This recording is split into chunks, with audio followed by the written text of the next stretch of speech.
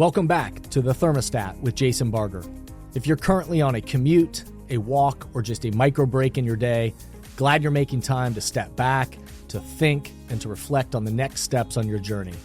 I've never been more convinced the best leaders and team cultures in the world are the ones that make time to step back, breathe in good oxygen, and calibrate their thermostat. I hope today's conversation leaves you feeling grounded and inspired. Now let's dive into today's topic to engage our minds and hearts in order to authentically lead and create compelling cultures wherever we are in the world. Hey everyone, it's Jason and welcome back to the Thermostat podcast, wherever you are and however you're coming to the podcast today. So glad you are here. So glad you are joining in. My commitment to you, we're at well over 230 some episodes now. So welcome to everybody who's new to the podcast and those of you that have been with us from the very beginning. So glad this continues to add value to your life, to your work. My commitment to you, as always, is that hopefully the chats that we have in these few moments is a way for you to step back, for you to breathe a little good oxygen into yourself and to think about the temperature that you're trying to set in your life and in your work with the people around you.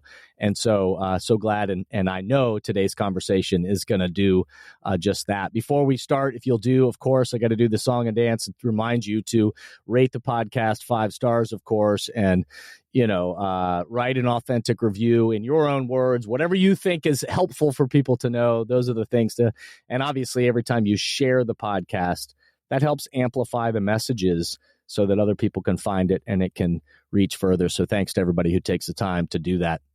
I am very excited to invite my guest into today's chat in just a minute.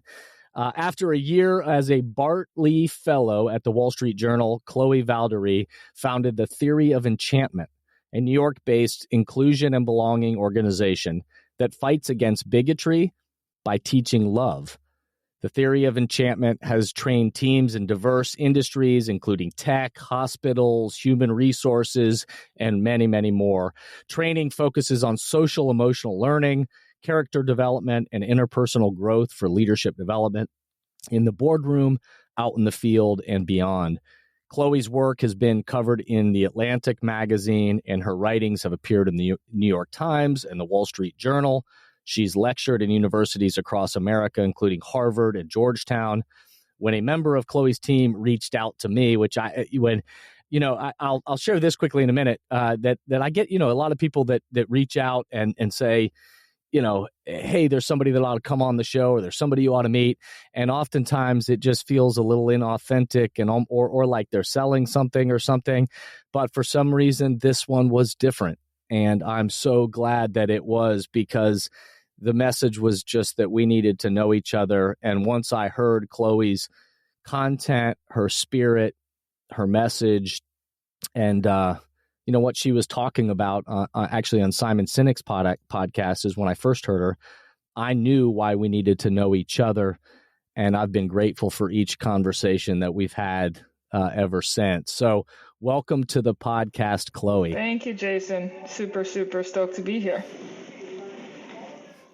Yeah, it's awesome. I hope I'm not overselling that, but when I first got a message from somebody on your team just saying, hey, we needed to know each other and that we ought to chat and meet, there was something different about the message, again, of a lot of those kind of things that come my way. And it was one that I just paused for a second. And then I remember listening to you talk, one of the links, to the podcast, and immediately I just knew we needed to be connected and have cherished every conversation we've had to this point. So glad to have you in here and to talk and share a little bit of your message and spirit with this audience. So glad you're here. So introduce us to the Theory of Enchantment. What is it, and why has this been compelling and for you in your life and your mission really in the world? Tell us a little bit about it. Yeah, sure. So Theory of Enchantment is an organization I created in 2018, and it's an organization that focuses on inclusion and belonging. So we teach other companies how to train their employees, how to invest in their people teams, really, such that their employees are equipped with a set of skill sets that make them able to navigate conflict in productive ways, to build trust, to build inclusive teams, and build resilient teams. And Theory of Enchantment became super, I guess, more well known in 2020 when the national conversation started to center on diversity, equity, and inclusion in the aftermath of the murder of George Floyd and the rise of Black Lives Matter. Corporate spaces were suddenly bringing in or had renewed interest in trainings.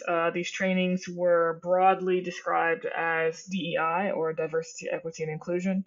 But oftentimes these trainings were uh, being presented in very reductive ways, ways that put certain groups of people into one category and other groups of people into another category, depicted, let's say, people of color as the quote unquote oppressed and white people as the quote unquote oppressor. And by creating this environment, actually sowed the seeds of discord, distrust, suspicion within groups and between groups, which led to a breakdown of trust, a breakdown of communication, and a breakdown of just a general feeling of hospitality between employees and within organizations. So people or companies started to come to Theory of Enchantment as an alternative to that approach, and started to get a lot of benefit and a lot of value from that approach. Our approach, we have three principles. First principle is treat people like human beings, not political abstractions. Second principle is criticize to uplift and empower, never to tear down or destroy. And third principle is root everything you do in love and compassion. And so all of our workshops, trainings, micro practices that we equip people with are in service of teaching them how to embody those three principles, so that inevitably, as pain points emerge in the flow of work, they'll be able to respond in very holistic and effective ways that continue to gel the ecosystem of the organization, again, that continues to foster trust, resilience, and open and transparent communication between team members. Yeah, no, and I still remember it in our very first conversation that we had with each other. I think where my heart and the work that I do in supporting culture shaping within organizations and leadership development and helping us think about the human that we are in the way that we show up in our life and our work, the part of that really spoke to me is this. I mean, many of it spoke to me, but the part that really kind of came to the surface was that focus on this idea of coming to it out of a spirit of love and approaching human beings. And I hold that like juxtaposed against the very divisive world that we live in right now. And not just in race relations, but race relations for sure. But the divisive climate that we're in, and the way that people talk about each other, and the way that people form groups and isolate themselves from others. I just think it's so needed. And I'm interested in this idea of throwing love into the midst of it, and especially at a time when also research tells us that what people say they want is connection. Yeah. People say they want connection and they want belonging, and yet we have these very divisive times where we're kind of huddling in our own groups. Say more about this kind of love at the center of that effort to break things down and really connect people. Yeah, well, it's all interesting because you could argue, and many psychologists have argued, that even when we, let's say, respond to pain points by becoming super divisive and becoming super or hyper tribalistic, that is all a failed attempt at connection. So even the fact that there is a great deal of isolation and I guess fracturing happening, whereby we are gravitating towards echo chambers, where we, become deeply entrenched in an us versus them mindset. Even that is a symptom of the fact that we deeply crave love and belonging. And so, in a way, the one sort of illustrates or proves the other, right? The reason why we oftentimes so reactively reach for an us versus them heuristic or binary to feel good about ourselves is because we do crave to live in a world or to live in an ecosystem where we're feeling like we belong, we're feeling connected. And obviously, one of the easier ways to feel connected is to just huddle up with people who have the same viewpoints as me, or who look the way I look, or who come from the same background I look, right? Or that I have. Like that's an easy shortcut. The problem is that it has byproducts, right? There's byproducts of that strategy. And one of the byproducts is not being able to be exposed to the rich diversity of the human condition, of the human existence, by boxing ourselves into very reductive categories. We actually shield ourselves off from being able to see the deeper beauty that we might be able to see if we did engage with someone who disagreed with us, or did engage with someone who didn't share our culture. We could learn more. We could develop curiosity by being exposed to that, and we can actually deepen our sense of connection and belonging. And it would be deeper than the type of connection and belonging we feel when we're merely connecting with people we agree with, or when we're merely connecting with people we look like. In many cases, the ways in which we reach for those easy heuristics are like very similar to a dopamine effect, I would say. So, for example, if I'm on social media is an attempt at connection, right? It's a shortcut for connection. So, if I'm on social media, let's say I'm on Twitter and I'm tweeting something, and I want a bunch of people to like me or to like my opinion, and I'm tweeting against someone, I will get a rush when I see that the tweet that I tweeted is retweeted by dozens of people or hundreds of people. But that's not real connection, right? Like I don't know the people who retweeted that. I don't know their lived experiences. I haven't been in a community with them. I haven't been through thick and thin with them. Like that is what actually creates a real relationship. But by constantly staying in an echo chamber mediated by social media, I am giving myself the false impression that this is what connection truly feels like and truly, tastes like. And if I stay too long in that sort of medium, then I will really be walking under the illusion that that's what real connection is. And if I take that then to my workplace, right? If I take that then to, my relationship with my family and friends, I'm going to mistakenly believe that the only way to truly be in relationship is to be surrounded by people who think the way I think, look the way I look, dress the way I dress, have the same, cultural background, so on and so forth. But that's just, I'm actually missing out on something deeper. And the flip side of that is my missing out on something deeper is a reflection of something I'm missing out on internally. What I'm doing when I'm not actually being able to welcome the person who has political viewpoints that I disagree with, let's say, that is a reflection of the fact that I'm also not able to welcome something which is fundamentally in me. What do I mean by that? It means that there are elements of myself that I have not fully accepted. Maybe I feel disdain or contempt or shame or guilt or some other negative emotion around some aspect of who I am as a human being. And because I haven't fully accepted that, I won't be able to accept that when I see that in the other. I won't be able to accept that when I see that outside of myself, because I haven't been able to accept that in me. So there's internal work that reflects our outer reality. And a lot of what Theory of Enchantment does is help people really get aligned with that internal space so that their external reality can then reflect that. So that's awesome, and you're way smarter than I am. So let me see if I understand it, or if I this is what I hear is that from our own insecurities of just that we all have, no matter what background you come from, or color of your skin, or where you are, that we as human beings, we have insecurities. And the easier thing for us to do is to find the people that agree with us, to find the people that quickly give us that kind of dopamine of will say yes to us. And so we latch onto that because we crave connection, and we even if it's fake, like in the social context that you were explaining, but if it's fake, we cling to it because we want connection and we want belonging. But it's way easier and safer to just stay in that echo chamber then, because we feel like we found our tribe, and we know that we as humans, we're in search of that, right?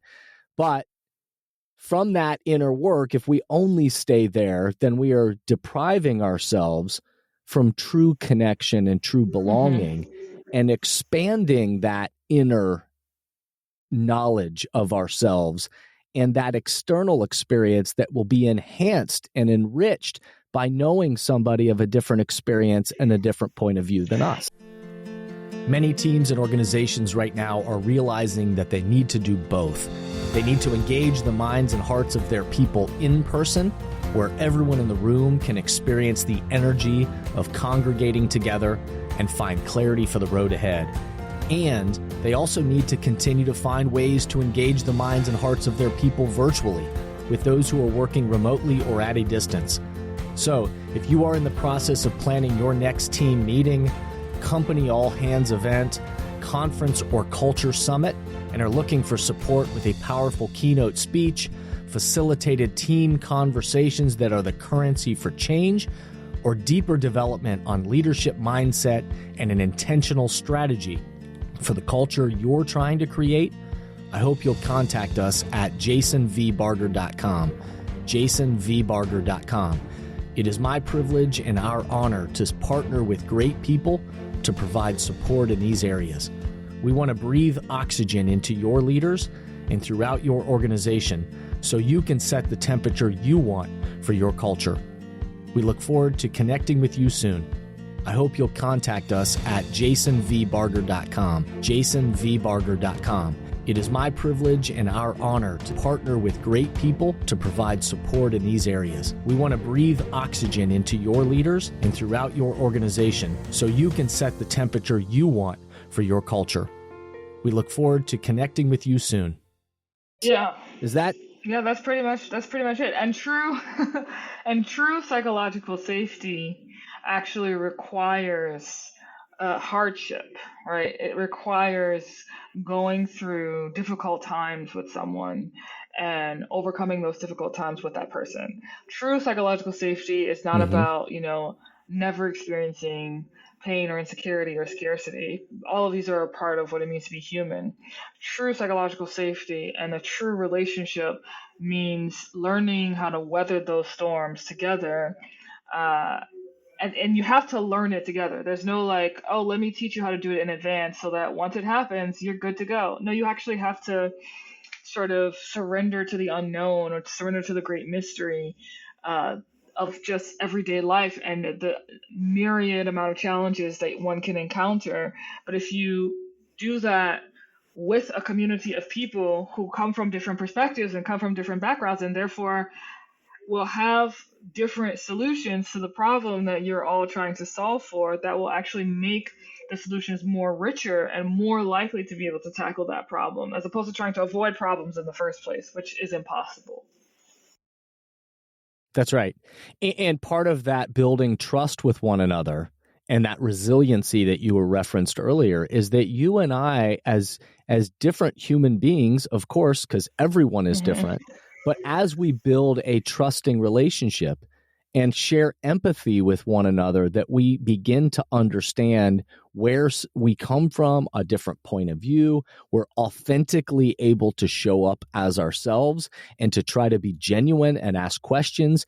In the building of that trust with one another, it actually enables us, and we flex those muscles that allow us to then be more resilient when challenges and harder conversations or harder situations arise. Would you agree with that? Yes, and this actually brings up another distinct difference between Theory of Enchantment's approach to inclusion and belonging and some of the other approaches, which is a technical difference but an important one, and it's that a lot of the other approaches, if you sit through a workshop, right, put on by some of the other approaches, they'll tell you to memorize certain definitions, right, certain propositions of what certain words mean, and memorizing those definitions are not actually going to give you the necessary tools to be able to navigate conflict in the way that you just described it. What you need to navigate conflict are certain practices, certain micro practices that you're constantly engaged in on a regular basis. And if you're constantly engaged in those, then you will be more likely to bring them to bear when problems inevitably arise. And that's not a propositional task, it is more like there's another word for, or it's a participatory task. You have to participate in the thing in Mm. order to actually change the thing, and that's a really important thing that I think a lot of workshop trainings miss out on when they're talking about inclusion. Oh, I love that. I love that because people, my listeners, their ears just perked up because I talk a lot about the participatory world and that we have to we all share in the creation of the cultures around Yeah. us, and we have to participate. And part of that participation is realizing, another thing that I talk about in culture shaping is that culture shaping isn't the change that's coming isn't out Yeah. there. Culture shaping doesn't happen out there. It happens in here Yeah. first. And it's, am I doing that work and beginning, if culture is shaped by the way we think, the way we act, and the way we interact, then it starts with shaping internally how I even think about how I approach other people and approach the Yeah. world and the culture that I'm trying to create. So I want to ask two questions. One is about Sure.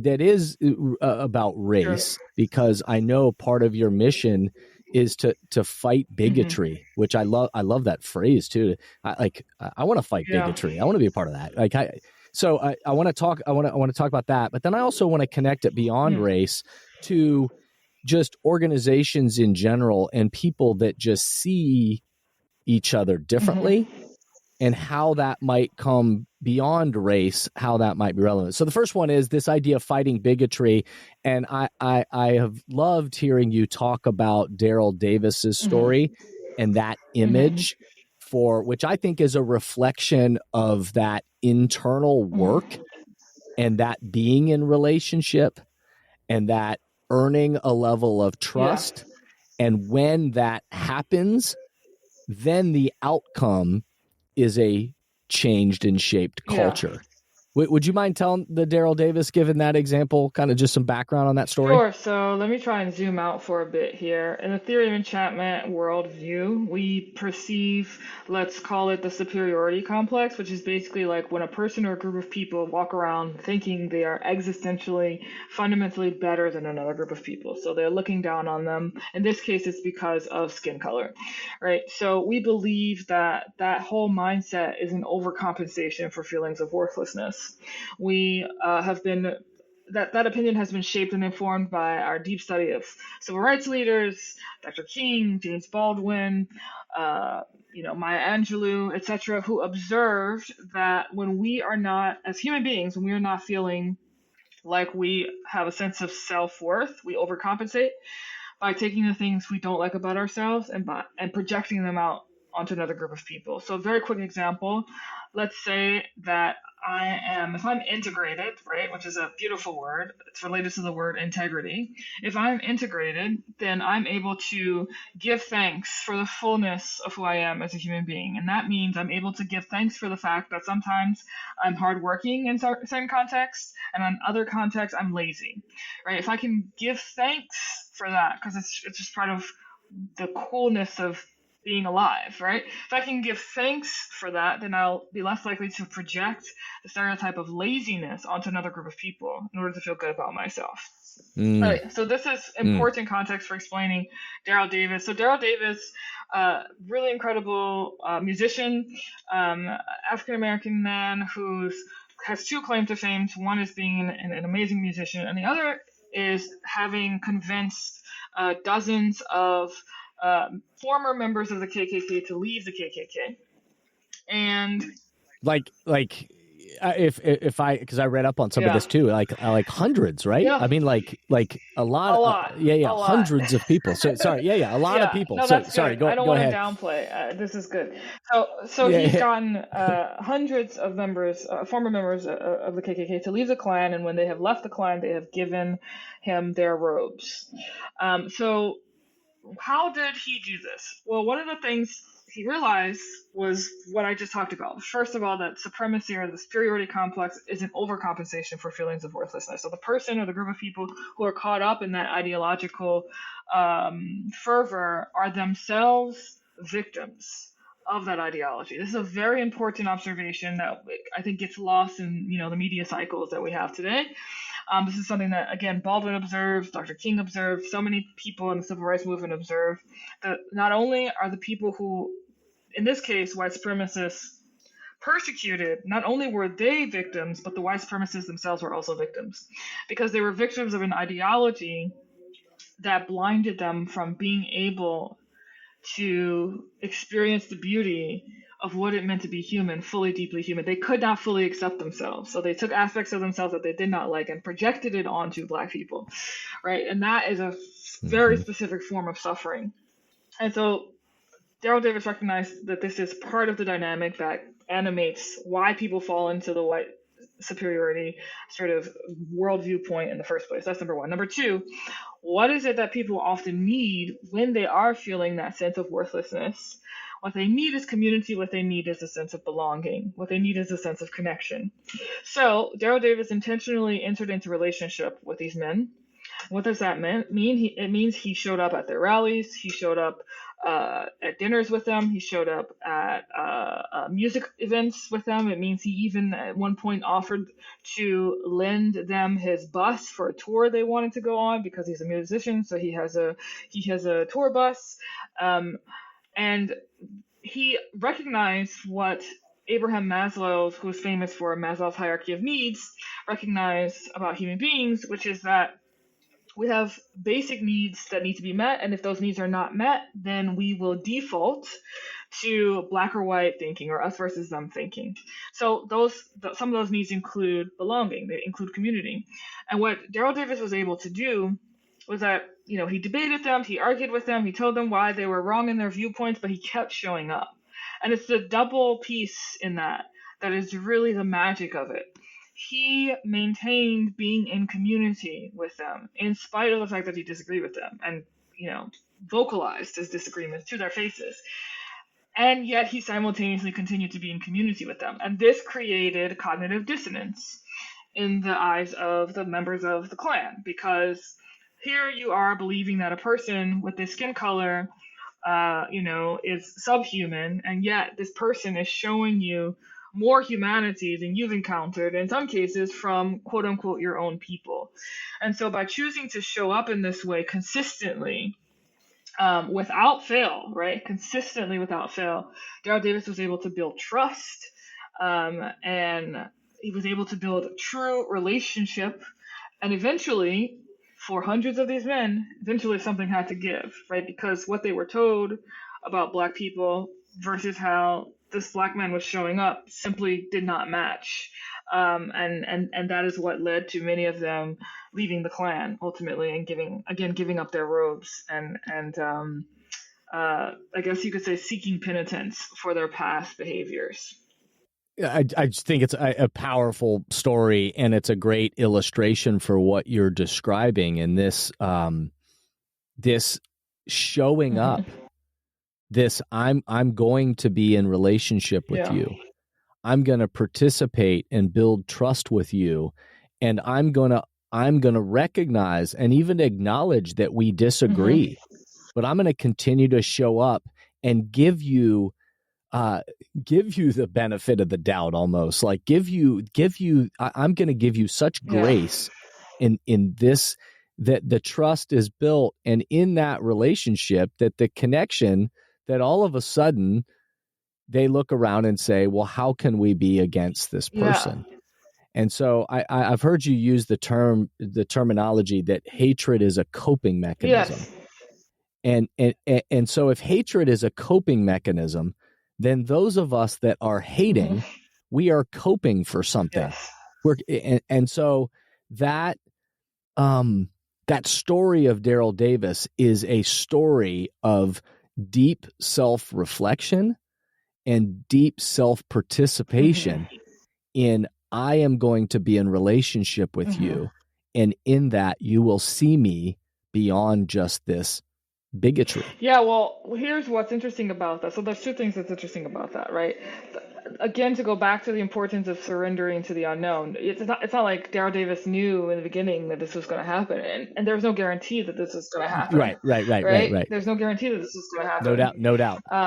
So that's also important to keep in mind. Like, I think that this story is a great illustration of what can happen, and at the same time, it's important to understand that at the center of all of this is a kind of um, like confidence in the potential of the fact that that could happen, right? And the other thing I'll say about this is that you mentioned grace.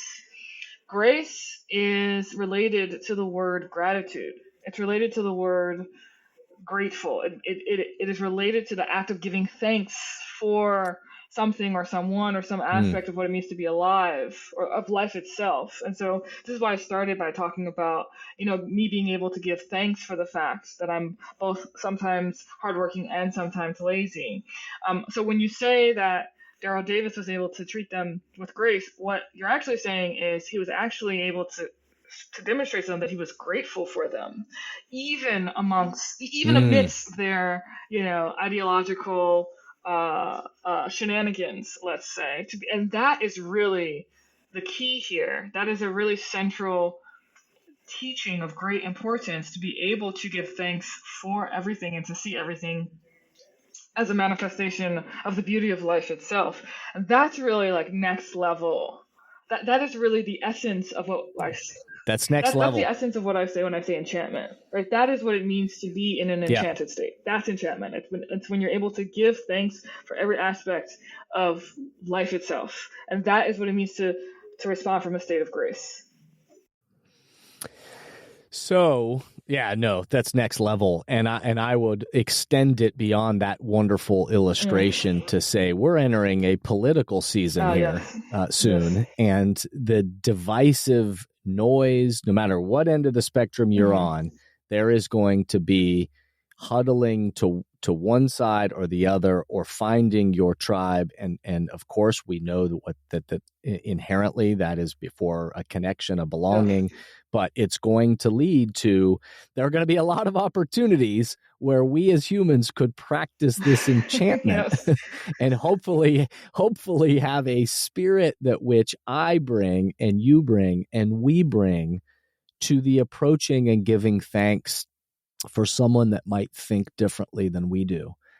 And yet, how does this translate to that upcoming divisive narrative that we're going to enter into? I would say, for those listening who know they'll probably be triggered by the coming news cycle in one way or another, the first piece of advice that I would give is to actually track your triggers. And what I mean by that is, like, when you see something online or on the news that makes you feel angry or outraged, don't just see it and then scroll past to the next thing.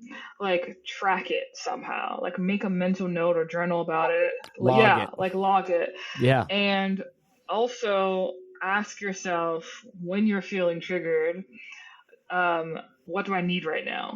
So you wanna start to identify the need that is causing the trigger, because usually behind anger or outrage there's something that you deeply value, right? That's not being honored, and that's fueling the anger and the outrage. But by logging it, you're actually what you're doing is you're protecting yourself from over identifying with any one emotion.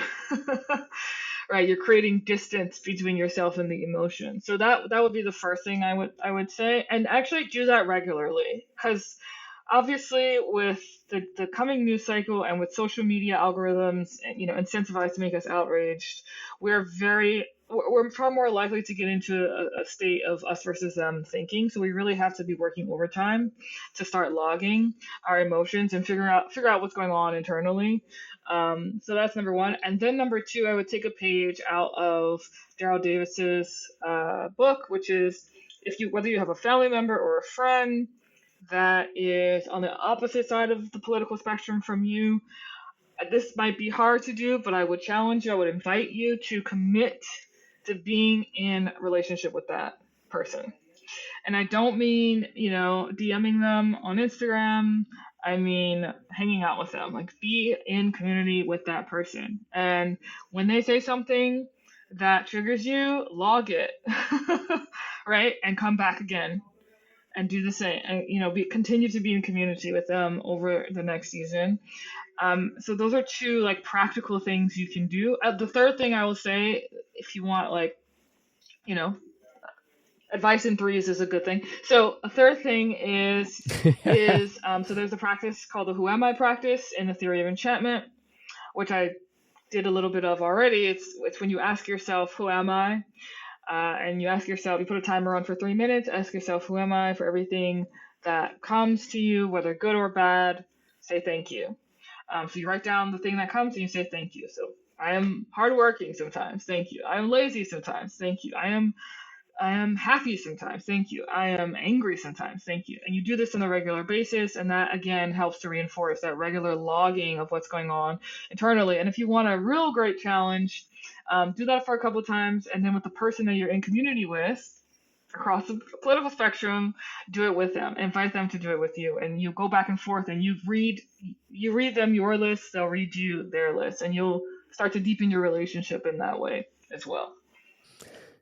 This is awesome. The listeners again, or folks that are part of any company or organization that I've been fortunate to support in the development of people or culture, are going to recognize this. But or if you've listened to past podcasts I've done around this idea of emotional intelligence, emotional intelligence is something that we throw around that terminology, and we say, oh yeah, we need more emotionally intelligent leaders, and we need more emotional intelligence across our organizations and our world. And yet we oftentimes don't break down what that is. But what you're describing, I'll put it into some of my language, is this practice of great intentionality around our own emotional intelligence, which requires us with self-reflection for me to understand in a present moment, what am I feeling? And what is it I'm seeing? And what is it I know about myself? And how I might be being triggered in this moment. Let me log it.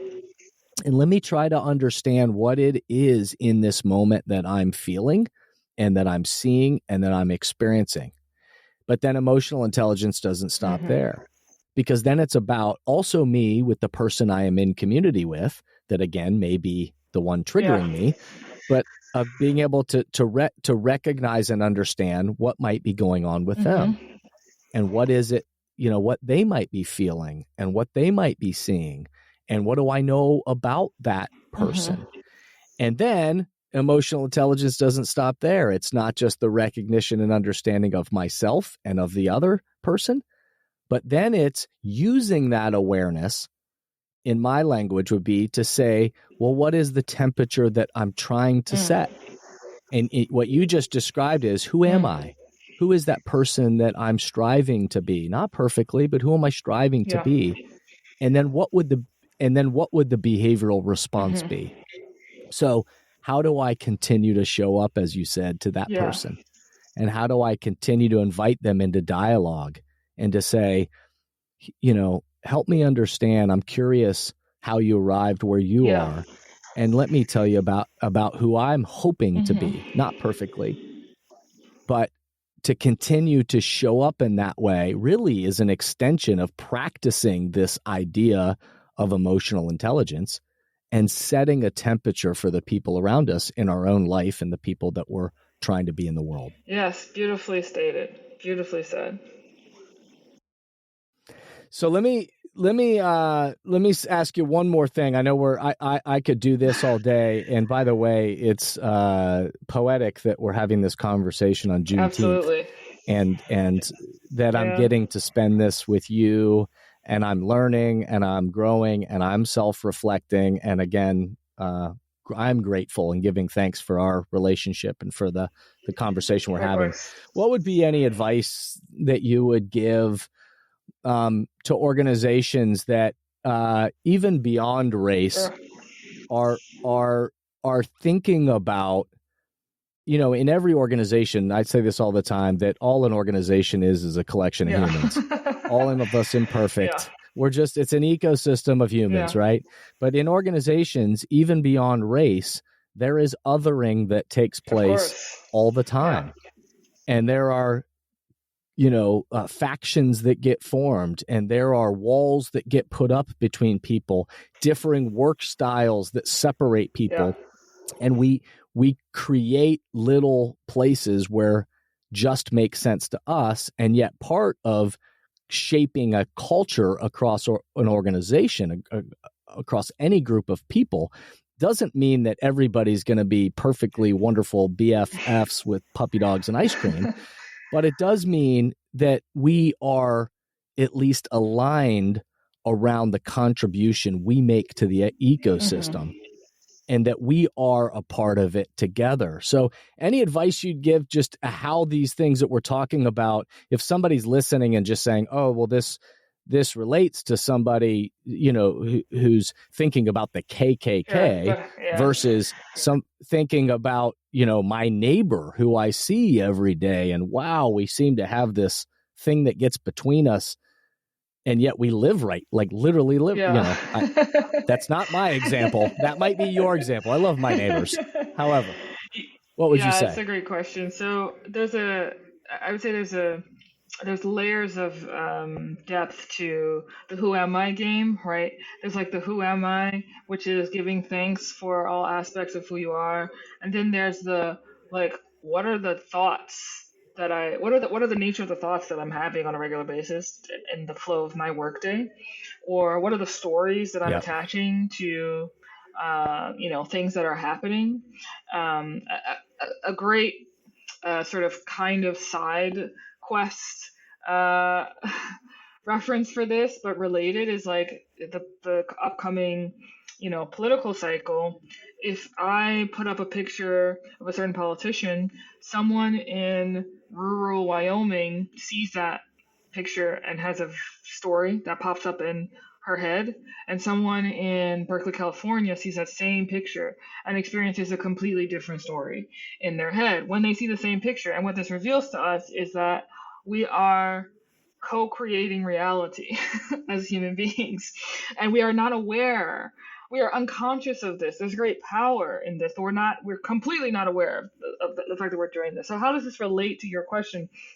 If you have, someone who is a frontline worker at an organization, and they're dealing with an irate customer, and that irate customer starts, yelling at them, if that frontline worker is trained in order to communicate directly to the pain point and to the need that is being expressed, albeit, not in a sophisticated way, not in a very good way, but there's clearly a pain point and a need being expressed here, right? If that frontline worker is trained because they're trained to be able to see it how it arises within themselves, and they're trained to be able to see it how it arises in their customer, they will be able to respond in a way that will more than likely problem solve, as opposed to getting caught up in the story of, oh, this person is yelling at me, and therefore now I have this whole story about this person is like, condescending to me and bad, and I'm going to judge this person, and I'm going to spend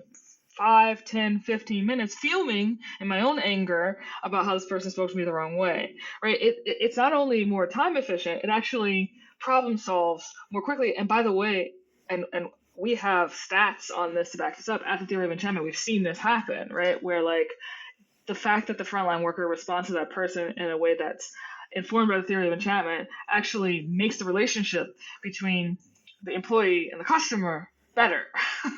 And then we've No seen doubt. situations where the customer like apologizes, like recognizes that they weren't showing up with the most integrity, and sees this person not responding to them in kind but responding with compassion, again directed at the pain point, and then starts trying to meet that same temperature to use your language, right? To meet them at that temperature that they just Yeah. set. So this is universally applicable, not just when it comes to issues of race or politics, but you're dealing with a customer, you're dealing with people are dealing with a manager, managers dealing with people that they have to manage, and they don't know how to communicate properly or build trust, or all the things that we talked about, resilience. All of these tips and tools are equally applicable to that, in as much as they're applicable to the conversation on race or about politics. Very well said. I can't tell you if this was the exact quote, but somebody once told me that Abraham Lincoln somebody asked him, why don't, he made the statement that he never says that I don't like somebody. And they were like, what do you mean you don't like somebody? And he said, and again, I might be butchering the exact quote, but something of the essence of I don't say I don't like somebody. I say I must not know that person well enough. And that reframing of it back to the person that is triggering us, the person with the different idea, the person with the different way of thinking or experience than we are, instead of that narrative in our own head being, I'm right and they're wrong, or they're weird, or they're something, of saying, I may not know them well enough. Yeah. And it's an invitation into relationship. It's an invitation into, I am a participant in that. And from this conversation, I am going to be carrying a spirit. I'm going to try my best into every day of my life, but certainly the season that is ahead of us, to bring that kind of spirit of saying, how could I log the things that are happening that I'm experiencing in each moment? And how can I ask, who is it that I hope to be? What is it, that temperature that I'm trying to set? And then what would it mean to get curious about the other person, and not in a, I'm right, you're wrong, but in a, let's talk about who we're hoping to be in the world. And in relationship, let's be open to the idea that something great may happen. Maybe an enchantment would happen. Absolutely. Chloe, you are wonderful. I love chatting with you. I already look forward to our next chat together. In fact, I'm excited that you and I already talked about this, but Chloe's going to be a guest at my event coming up this fall, Friday, November 8th in Columbus, Ohio, although it's a hybrid event, so you can join virtually if you want to be a part of that. But there will be an intimate group in Columbus, Ohio at my event, Thermostat Cultures Live, which you can learn more, and we'll talk about more leading up to it, but thermostatcultureslive.com. There'll be more information coming out about that, but Chloe's going to join me, and it's going to be a great extension of this conversation and the spirit of this that we're going to connect to. What does it mean to authentically lead in the world? And what does it mean to create compelling cultures? And what does it mean for us as human beings to try to be people that have love in the center of what we do in the world? And that will be a great collection of humans. So, Chloe, thanks for being on today's show. I'm so excited to have you. Thank you, Jason. I appreciate you. Appreciate you. Everybody, thanks for listening. I hope this gave you the feelings that it did to me, and helped you have some chance to step back and to think about that person that you're hoping to be in the world, that temperature that you're hoping to set. I hope it breathed a little good oxygen into you so that you can think about how you might show up to the next person and people around you and all that you're trying to accomplish in the world. And I'll just remind us that the future of leadership, the future of cultures we create is you. It's me. It's us. And we have a chance to set a temperature for others. And we have a chance to breathe oxygen into the world in ways that bring out the best in people and keep love at the center of it. So thanks for everything you do. Check out the show notes for more information about Chloe and the Theory of Enchantment. And thanks for being here. And remember, step back, remember, be a thermostat, and breathe good oxygen.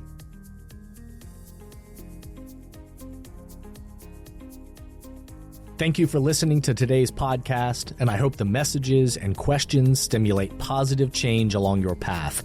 As always, if these messages resonate with you and add value to your life, I hope you'll help amplify them throughout the world. Please rate, comment, and share on whatever podcast or social media platform you're using, and share this podcast with the people in your life or work who should be part of these conversations. That way, this spirit does, in fact, spread. If these messages or developing leaders and culture would be helpful to you and your organization, please contact us at jasonvbarger.com, jasonvbarger.com. And remember, We are all ambassadors for the culture we want to create in our life and work. We have to own the vision we want to be a part of. The future of leadership is you, is me, is us. Be a thermostat.